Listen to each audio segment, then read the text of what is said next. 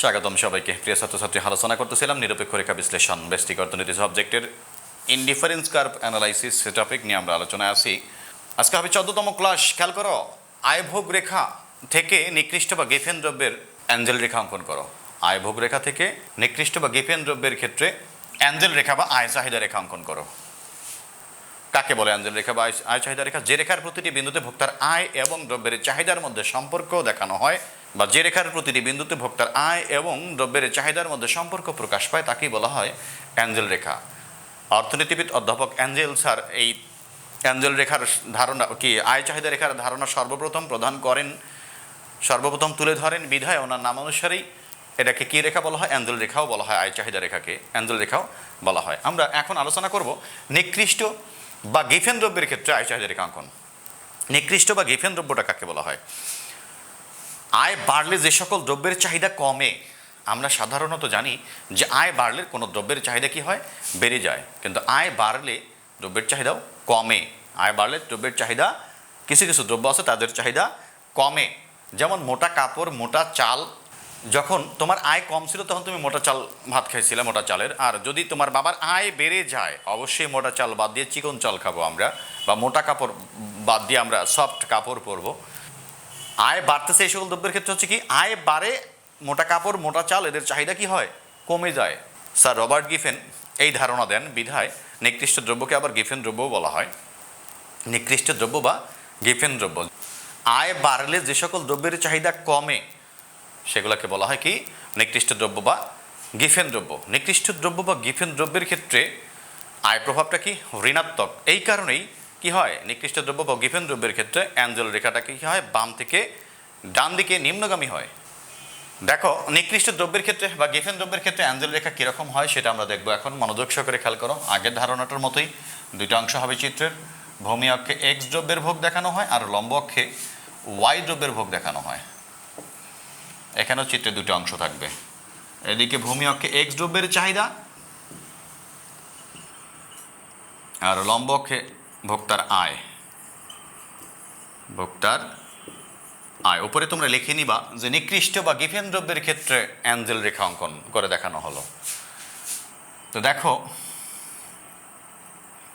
এটা তোমার প্রাথমিক আয় যত ছিল সেই অবস্থায় এক্স দ্রব্য আর ওয়াই দ্রব্যের পেছনে যে বাজেট করতে প্রাথমিক আয় যত ছিল, যেমন আমি গত ক্লাসে দেখাছিলাম, তোমার বাবার আয় যখন 20,000 তখন মাছ এবং মাংসের পেছনে তোমার বাজেট ছিল কত?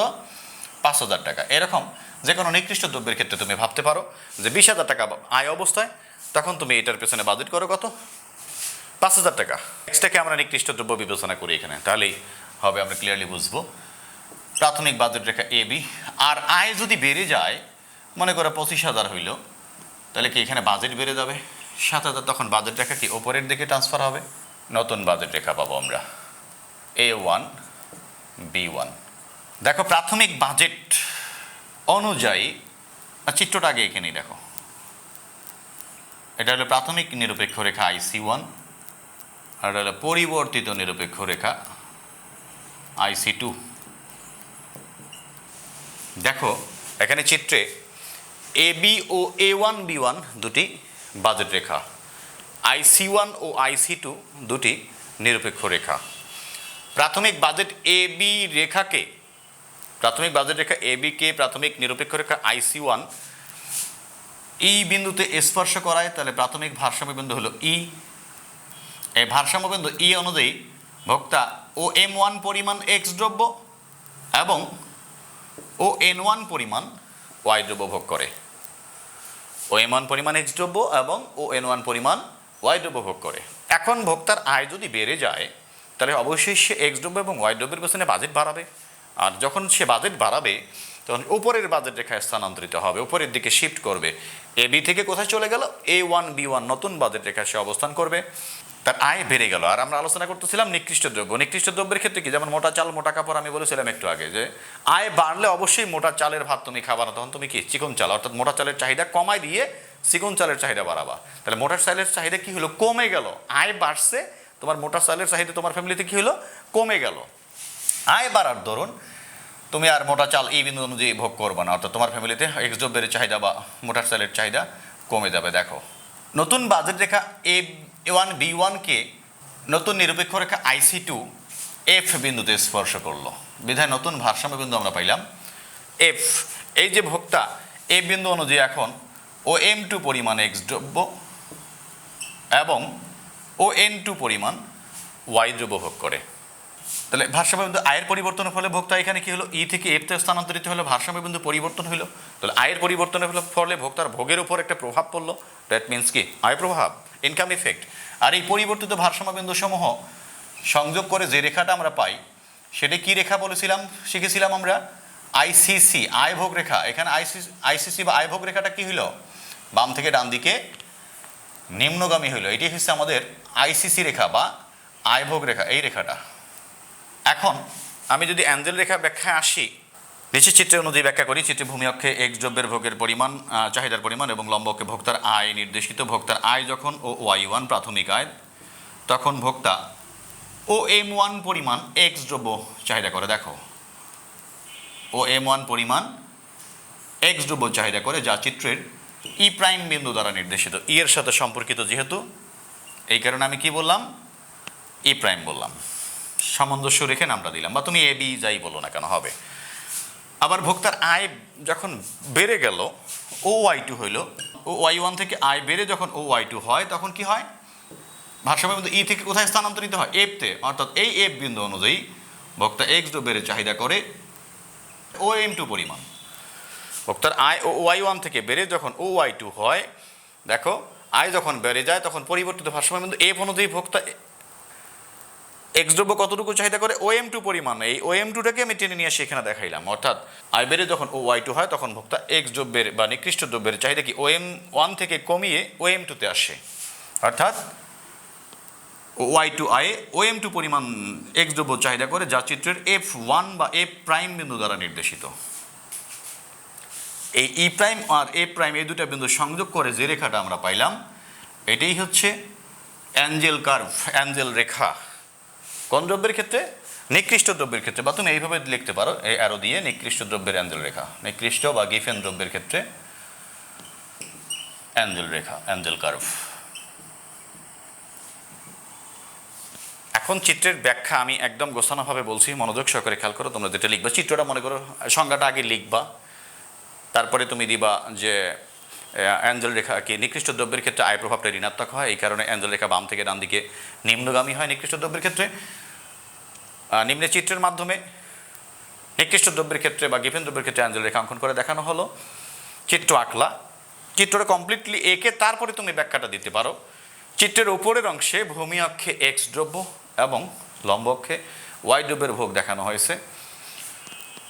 AB ও A1 B1 দুটি বাজেট রেখা, IC1 ও IC2 দুটি নিরপেক্ষ রেখা। প্রাথমিক নিরপেক্ষ রেখা IC1 প্রাথমিক বাজেট রেখা IC1 AB কে কোথায় স্পর্শ করছে, ই বিন্দুতে স্পর্শ করায় প্রাথমিক ভারসাম্য বিন্দু হচ্ছে ই। ভোক্তার এই প্রাথমিক ভারসাম্য বিন্দু ই অনুযায়ী ভোক্তা OM1 পরিমাণ এক্স দ্রব্য এবং ON1 পরিমাণ ওয়াই দ্রব্য ভোগ করে। পরবর্তীতে ভোক্তার আয় বেড়ে গেলে ভোক্তা ওই এক্স ও ওয়াই দ্রব্যের পেছনে বাজেট বাড়ায়, বিধায় তার পরিবর্তিত বাজেট রেখা A1 B1 কে নতুন নিরপেক্ষ রেখা IC2 স্পর্শ করে এফ বিন্দুতে। তাহলে ভোক্তার ভারসাম্য বিন্দুর পরিবর্তিত হয় ই থেকে এফতে আসে, নতুন ভারসাম্য বিন্দু হলো এফ। তাহলে একই ভোক্তার আয়ের পরিবর্তনের ফলে ভোক্তার ভারসাম্য কি ই থেকে এফতে স্থানান্তরিত হলো, অর্থাৎ ভোক্তার আয় ভোগের উপর একটা প্রভাব পড়লো আয়ের পরিবর্তনের ফলে, এটি হচ্ছে আয় প্রভাব। আর এই ভোক্তার ভারসাম্য বিন্দু সমূহ সংযোগ করে যে রেখাটা পাই সেটি হচ্ছে কি রেখা, আয় ভোগ রেখা। নিকৃষ্ট দ্রব্যের ক্ষেত্রে বা গ্রিফেন দ্রব্যের ক্ষেত্রে আয় ভোগ রেখাটা কি হয়, বাম থেকে ডান দিকে নিম্নগামী হয়। এখন উপরের চিত্রের আলোকে আমরা চিত্রের নিচের অংশে অ্যাঞ্জেল রেখা কীভাবে পাওয়া যায় তা ব্যাখ্যা করি। চিত্রে নিচের অংশে ভূমি অক্ষে এক্স দ্রব্যের চাহিদার পরিমাণ এবং লম্ব অক্ষে ভোক্তার আয় নির্দেশ করা হয়েছে। তো আমরা বলতে পারি ভোক্তার প্রাথমিক আয় যখন OY1, তখন এক্স দ্রব্যের চাহিদার পরিমাণ হচ্ছে OM1। অর্থাৎ ভোক্তার প্রাথমিক আয় যখন OY1, তখন ভোক্তা OM1 পরিমাণ এক্স দ্রব্য, নিকৃষ্ট দ্রব্য এক্সটা হচ্ছে নিকৃষ্ট দ্রব্য এক্স চাহিদা করে। এই সম্পর্কিত বিন্দু কি দ্বারা নির্দেশ করা হয়, OY1 আয়ে OM1 পরিমাণ এক্স দ্রব্য চাহিদা করে, যা চিত্রের ই প্রাইম বিন্দু দ্বারা নির্দেশ করা হয়েছে।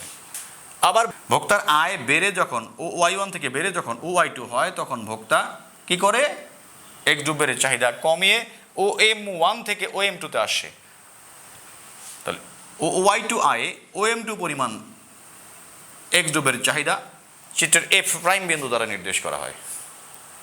চিত্রের এই E প্রাইম A প্রাইম বিন্দু দুটি সংযোগ করে প্রাপ্ত রেখাটাই হচ্ছে অ্যাঞ্জেল রেখা। কোন রেখা আকার কোন দ্রব্যের ক্ষেত্রে? নিকৃষ্ট বা গিফেন দ্রব্যের ক্ষেত্রে, যা বাম থেকে ডান দিকে নিম্নগামী হয়। এই ছিল আমাদের কি আয়ভোগ রেখা থেকে নিকৃষ্ট বা গিফেন দ্রব্যের ক্ষেত্রে আয় চাহিদা রেখা অঙ্কন বা অ্যাঞ্জেল রেখা অঙ্কন। আশা করি তোমাদের সমস্যা হওয়ার কথা না, ক্লিয়ারলি বোঝার কথা। তো আরও অনেক টপিক আসবে সামনে এই টপিকের, এই নিরপেক্ষ রেখা বিশ্লেষণ অধ্যায়ের। তো এই টপিকগুলো অনেক ইম্পর্টেন্ট। তুমি ফার্স্ট ইয়ারে যারা পড়ো তারা ভালো করে পড়বা, সেকেন্ড ইয়ারে পাবা, মাস্টার্সে পাবা, এনি কাইন্ডস অফ এক্সাম তুমি ইকোনমিক্সের স্টুডেন্ট হিসাবে ভাইবা ফেস করবা, তোমাকে হুট করে জিজ্ঞাসা করবে অ্যাঞ্জেল রেখা কী। একে দেখাও তো, একটু একটু খাতা আগায় দেবে বা একটা পেজ আগায় দেবে, অ্যাঞ্জেল রেখাটা অঙ্কন করে দেখান আপনি। তো তোমরা খুব ভালো করে এগুলো জানবা, বেসিকগুলো। এগুলো স্ট্রং মানেই তুমি ইকোনমিক্সের স্টুডেন্ট হিসেবে ফিট স্টুডেন্ট। তো ভালো থাকো সবাই, আল্লাহ হাফিজ।